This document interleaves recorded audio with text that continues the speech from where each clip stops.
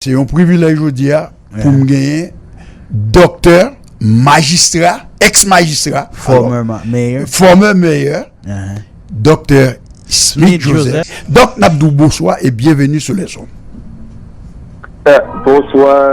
Et bon, mais c'est deuxième partie de l'intervention à soir, c'est que nous tous connaissons depuis bien de temps et pays nous li tombé dans un chaos, li tombé dans un malabou, nous avons arrivé le malabou et pays nous li tombé dans fait noir. Je fais noir et dans le sens figuré. Côté que si nous en Haïti a passé misère et n'a demandé qui côté ça a brillé.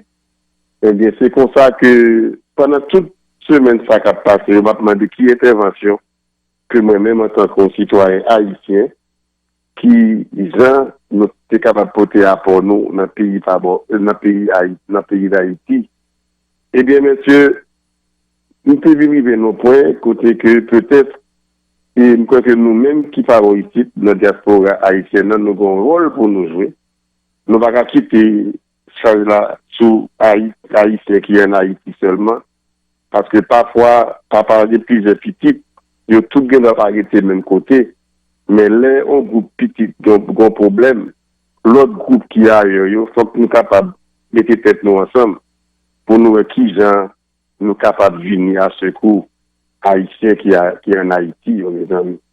Parce que, il n'a pas semblé correct, même. Mais nous connaissons que plus nous capables de ces jeunes oreilles, moun cap guider, bon, qui t'a supposé à guider, qui t'a supposé à gouverner, nous croyons qu'il était capable plus facile pour nous être capable vraiment vrai et mettre un pion ou bien faire un coup de pied dans la libération d'Haïti et ses citoyens. Et mais c'est comme ça, Gérard, ça que nous devons faire dans ce semaine qui se passe là pour arriver dans le week-end là. Mais c'est chita pour qu'on même mais pas sorti et ça va dominer ma pile et moi c'est arrivé de rester dans notre de presse. Ça m'a allé vraiment, c'est on laisse ouverte. On laisse ouverte au président Jovenel et puis non seulement pour le président Jovenel, mais pour tous les secteurs et les leaders concernés d'Haïti. Et son sorte de manifesto, son manifeste lié, eh bien, parce que dans le moment où nous arrivons, au monde l'aurait été à penser, sous pas d'un monde qui est crédu, parfois c'est de l'eau qui t'a sorti dans le jeu. Oui. Eh bien, lettre ouverte au président Jovenel, son excellence, les secteurs et les leaders concernés d'Haïti. C'est un appel à la paix et l'unité dans la République d'Haïti.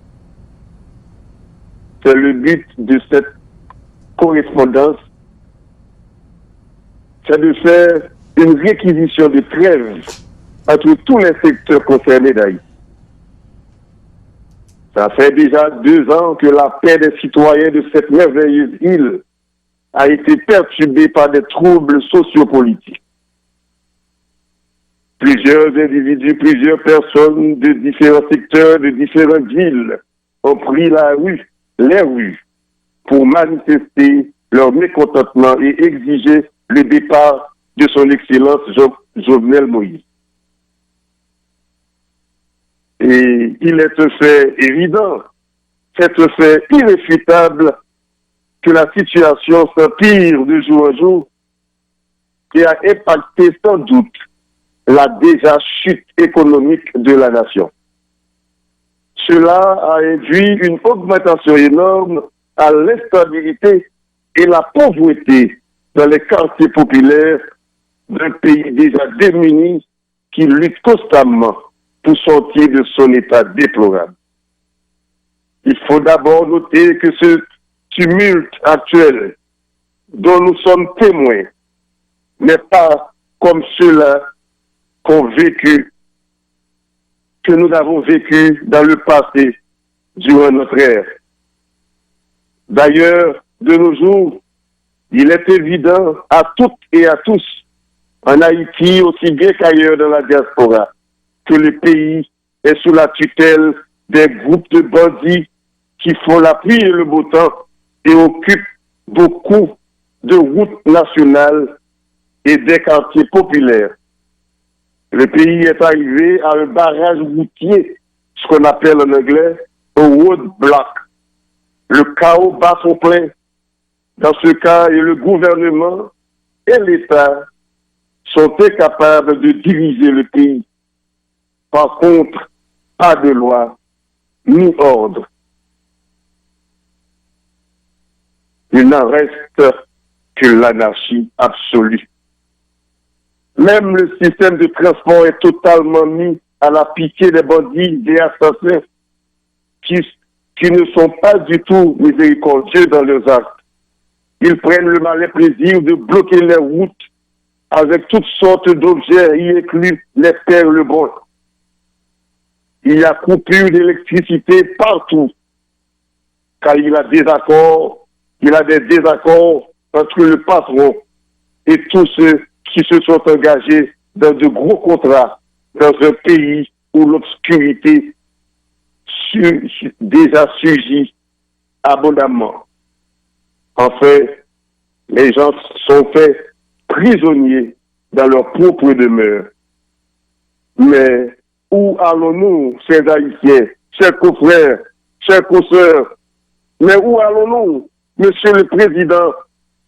Où va notre cher Haïti? Les gens de l'opposition dans les rues poursuivent les enfants qui sont le futur du pays. Ils l'ont même défendu de se rendre à l'école. Quelle sottise, quelle bêtise, quelle honte. Mais on se demande alors, quel rôle jouent les enfants dans cette démagogie? Bien sûr que rien.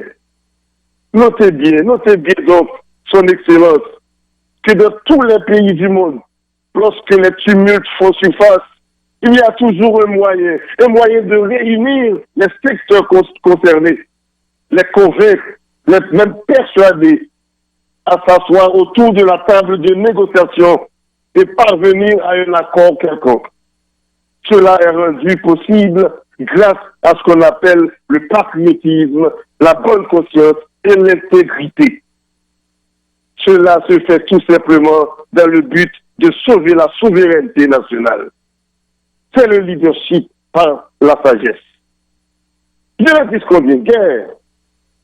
Que les partis prenants se mettent à défendre leurs propres intérêts. Oui, ils ont le droit.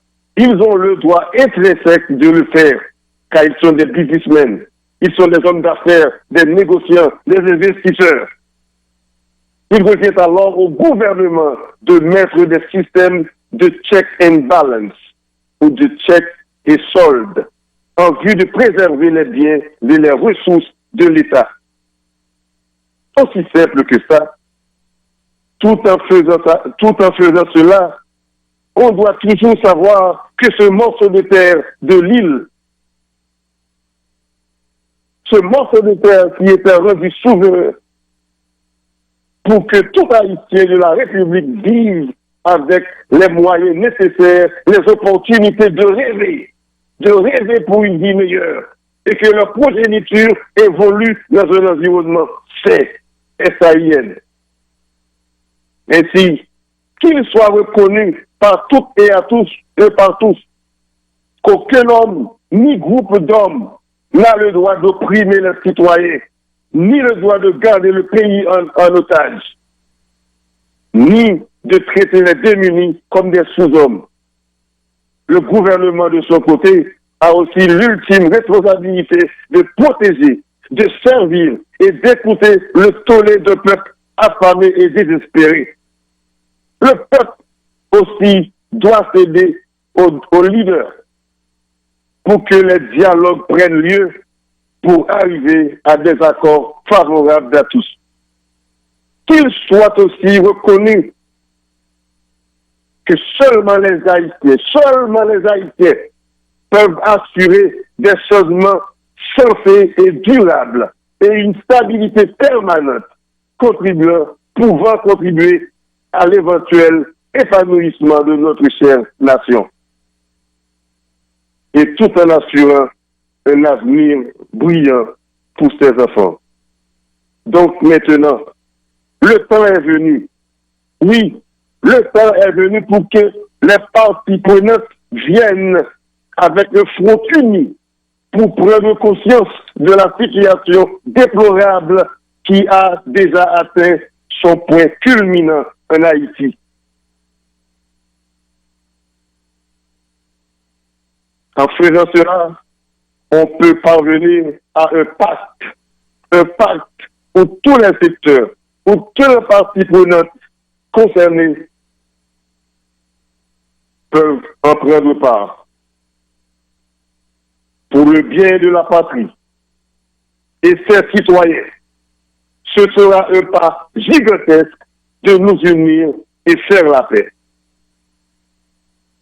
C'est Dr. Smith Joseph, ex-maire de la ville de North Miami.